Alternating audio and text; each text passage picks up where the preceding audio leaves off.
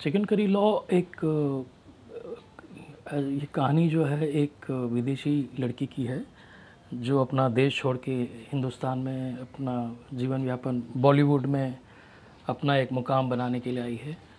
और इसी दौरान होता यूँ है कि उसके साथ बलात्कार हो जाता है, उसका रेप हो जाता है।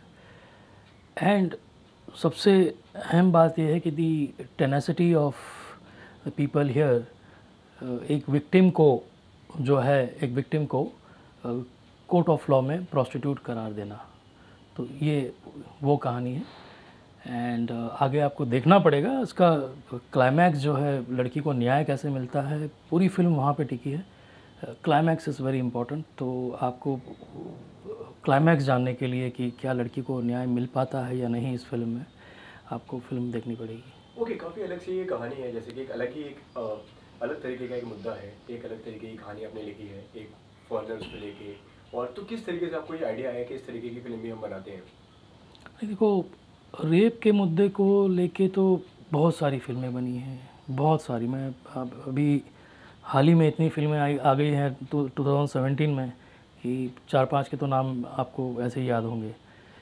बट फॉरेनर को लेके, एक फॉरेनर क्या सोचता है हमारे देश के बारे में, उसको लेके मैं काफ़ी सोच रहा था ऐसी कहानी लिखने को कि you know what is this foreigner.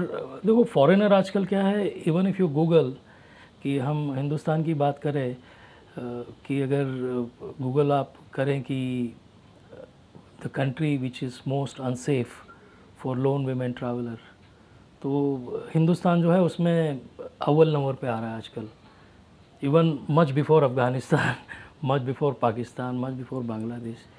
तो मेरे जहन में ये काफ़ी it's a very shameful thing as an Indian कि वहाँ पे फॉरेनर जब आते हैं यहाँ पे तो उनको उन्हीं के देश से उनको बोला जाता है, एक नोटिस जारी किया जाता है कि you are travelling to India and please आप, ये आपकी ज़िम्मेदारी है, ट्रैवल एट योर रिस्क। तो ये माहौल आज हो गया है हिंदुस्तान को लेके। तो बस, और हम लोग कहते रहते हैं कि भाई अतिथि देवो भव, अतिथि देवो भव। और अतिथि है कहाँ आजकल, कौन आता है? इवन इफ़ यू सी दी जितने लोग फॉरेनर्स पहले आते थे ऐसे टूरिस्ट, पर्यटक बन के आते थे, आज उसमें काफ़ी कमी है। अब मैं जब भी जाता हूँ इंडिया गेट के पास तो फॉरेनर्स एकदम भरे पड़े होते थे। अब आज जाओ, आपको हार्डली कोई फॉरेनर्स मिलेगा। बिकॉज इवन दिल्ली में देयर वाज अ सीज़न जब दिल्ली में बहुत सारे फॉरेनर्स दिखते थे। आजकल हार्डली यू कैन सी।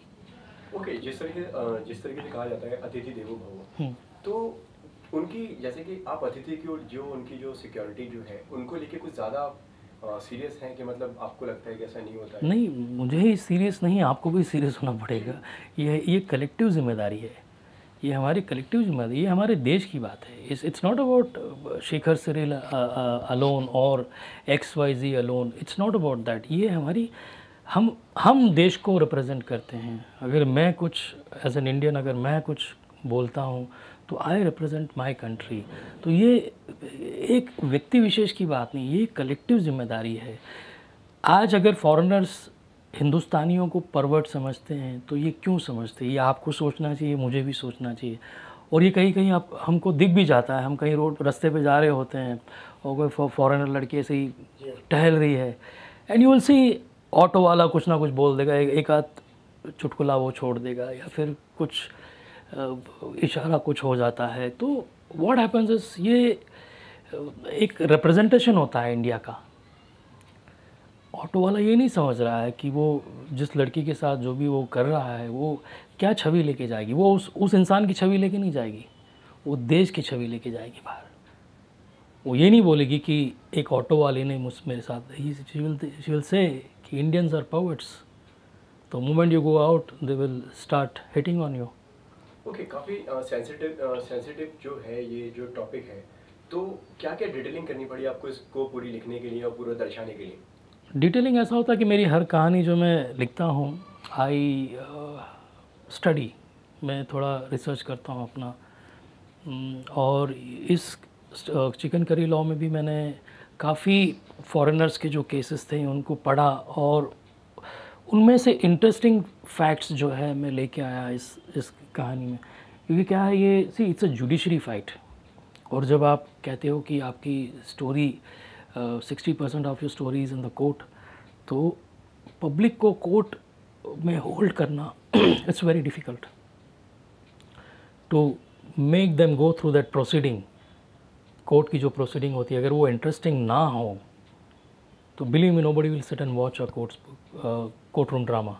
तो मुझे काफ़ी इंटरेस्टिंग फैक्टर्स ढूंढने पड़े जो फॉरेनर्स के केस के मुतालिक थे, तो उन इंटरेस्टिंग फैक्टर्स को मैंने ढूंढा, मैंने अपनी जो है सीन्स में इनकॉर्पोरेट किया एंड माशाल्लाह it has turn out very well. बहुत अच्छा दिख रहा है वो। आगे जब पब्लिक देखेगी तो बताएगी क्या क्या चैलेंजिंग था कि कितना चैलेंजिंग था आपके लिए ये कहानी को दिखाना? देखो भाई, ऐसा होता है कि चैलेंजिंग पहली बार अगर आप एज अ डायरेक्टर आ रहे हो तो ये अपने आप में ही एक चैलेंज हो जाता है कि आप पहली बार आप डायरेक्ट करने आ रहे हो, और ये फिर आपके करियर का सवाल होता है कि लोग जो है आपको तोलने लग जाते हो आपकी पहली फिल्म से, then they will start judging you.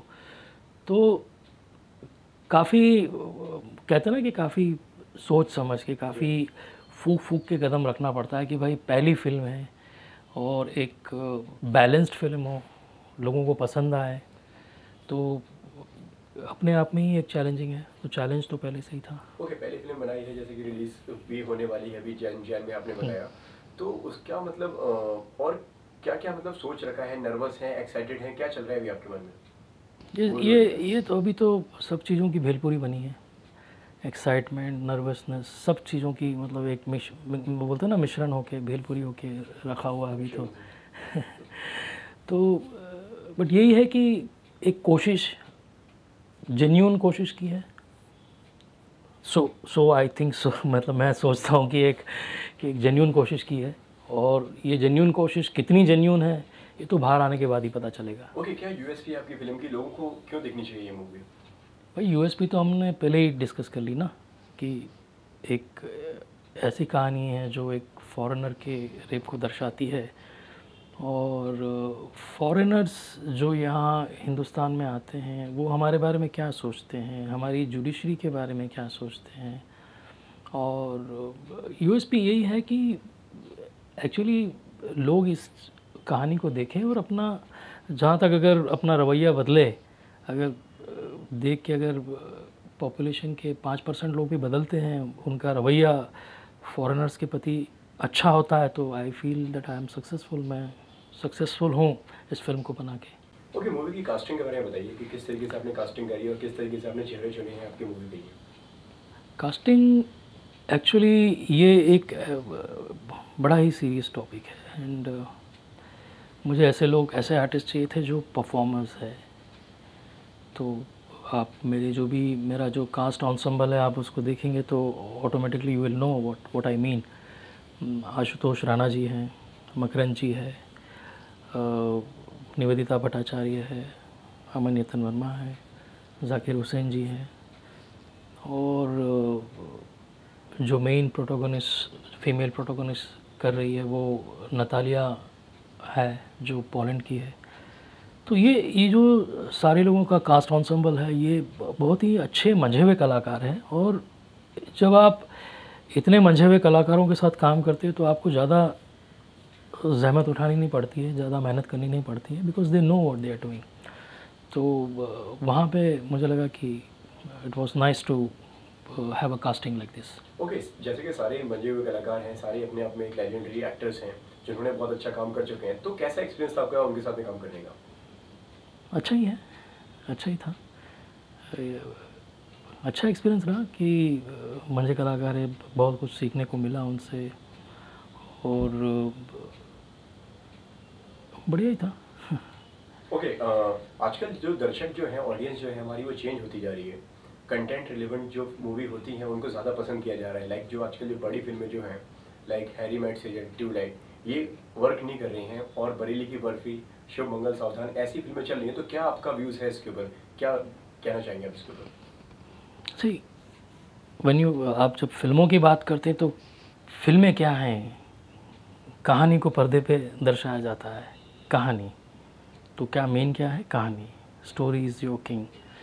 अब आप जिन जिन फिल्मों का आपने नाम लिया, जिक्र किया, अब उसमें ज़्यादा डिटेलिंग में तो मैं नहीं जाऊँगा क्योंकि वो अपने आप में उन्होंने भी काम किया है और हर फिल्म में मेहनत लगती है। ऐसा नहीं है कि हम सब बोल सकते हैं कि हाँ फ़लाँ फ़िल्म नहीं चली, हाँ फ़लाँ फ़िल्म वैसी थी, फ़लाँ फ़िल्म वैसी थी, बट हम समझ सकते हैं कि कितनी मेहनत पूरी टीम की जाती है उसमें बनाने। अब ये अलग बात है कि पब्लिक उसको कितना पसंद करती है, बट एक और बात ये है कि सबसे बड़ी बात सोचने वाली ये है कि लोग आजकल कहानियों को ज़्यादा पसंद कर रहे हैं कि meaningful cinema, today is the time of meaningful cinema, कि अगर आप मीनिंगफुल सिनेमा दिखाते हैं। मुझे ये स्टार वार समझ में नहीं आते, ये स्टार कौन होते हैं, I really don't know, may be big actors are called as stars, but I feel it is only story and your performance by your actors, बस यही दो चीज़ होती हैं। कहानी होती है और मंझे हुए कलाकार एक्टर्स हों तो फिर I think anybody will love to watch a cinema. आजकल सिनेमा देखना it's not less than a picnic affair, कि अब अगर आप अपनी फैमिली को लेके जा रहे हो तो मिनिमम खर्चा आपका जो है 2 से 2000 तक आ जाता है। तो why would you take your family to watch a film जहाँ पे आप बाहर आते हुए आपको सर दर्द करे कि यार ये क्या देख लिया मैंने। ओके, लगता है आपको कि आपकी मूवी से लोगों तक, जनता तक, ऑडियंस तक एक सोशल मैसेज या कुछ पहुंचेगा, कोई मैसेज पहुंचेगा आपकी मूवी से? हाँ, इसीलिए तो फिल्म बनाई है कि मैसेज पहुँचे, कि मैसेज ही ये है ना। जो मैं शुरू में आपसे बात कर रहा था कि अगर यार मेरी फ़िल्म देखने के बाद 5% भी हमारे देश की पॉपुलेशन जो फॉरेनर्स आते हैं उनके प्रति अपना रवैया बदले, तो यही मैसेज है। दिस इज़ द मैसेज कि एटलीस्ट यार लेट्स चेंज अवर सेल्फ। सिर्फ जस्ट इनक्रेडिबल इंडिया कह देने से इंडिया इनक्रेडिबल नहीं बन जाता है, या फिर बहुत सारी और चीज़ें हैं, अतिथि देवो भव हम कहते हैं।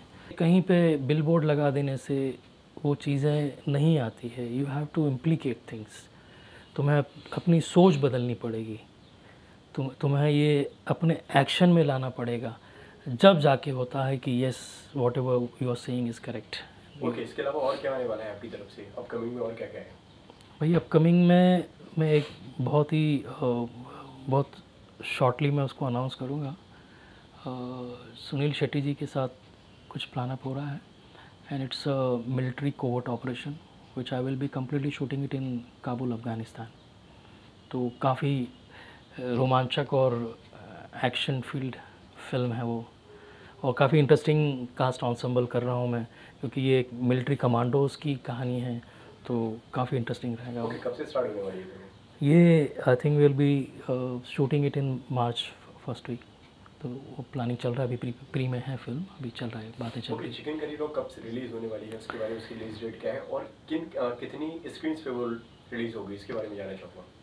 चिकन करी लो अभी we are planning that it will be good time, appropriate time will be जैन में हम रिलीज़ करेंगे, मिड जैन रिलीज़ करेंगे। और रिगार्डिंग थिएटर्स, आई थिंक एक अच्छी फिल्म को अगर 700 प्लस या 700 से 800 भी थिएटर मिल जाए तो I think it's good enough of number, और देखते हैं आगे। ओके, लास्टली क्या कहना चाहेंगे दर्शकों से, फैंस से, जो देखेंगे, जो ऑडियंस जो है उनसे क्या कहना चाहेंगे आप?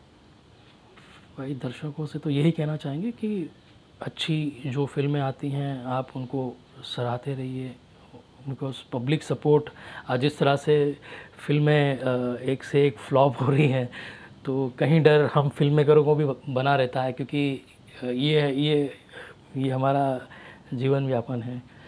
तो please support meaningful cinema, please support good cinema. Thank you sir, हमसे बात